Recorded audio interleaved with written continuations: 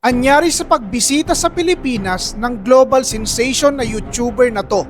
Give me your money! Nakipaglaro, hinabol, nakipag-away at kumain ng pusa. Sino ba tong American YouTuber na to na pinagkaguluhan ng mga Pilipino? Bakit mala zombie apocalypse ang naging pagdalaw niya sa Pilipinas? Ikinahiya ng mga Pilipino ang kapwa Pilipino dahil sa pinaggagawa sa YouTuber na to? Si Darren J. Watkins Jr. o mas kilala bilang iShowSpeed ay isang American YouTuber, rapper at online gamer. Nakilala siya sa kanyang pagla-livestream at paglalaro ng mga computer games tulad ng Fortnite. Katunayan ng kanyang pagiging popular, meron siyang 29.2 million subscribers sa YouTube, 29.5 million followers sa TikTok at 24 million followers sa Instagram. Noong nakaraang buwan, isa sa kanyang livestream ay kinumpirma ni Speed na siya ay pupunta sa Pilipinas.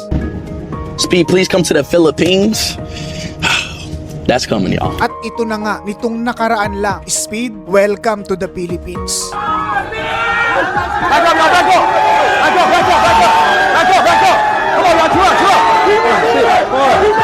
Grabe, ganito kapopular tong YouTuber na to sa pagka-overwhelm at pagka-hype nga ni Speed sa pag-welcome sa kanya ng mga Pilipino. Nakipag one-on-one siya ng basketball.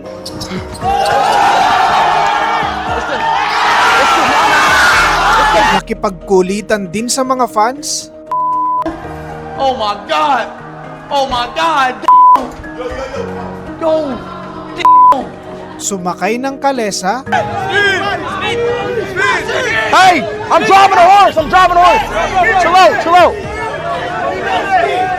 Nakipaglaro sa mga bata. Let's go, Speed!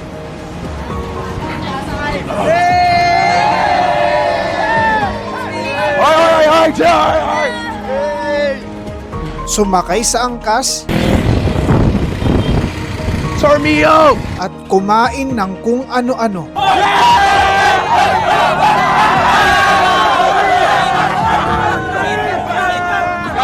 Iba rin trip nitong si Speed, palakad-lakad lang kung saan-saan. Pero hanip ka, kumain ka ng pusa.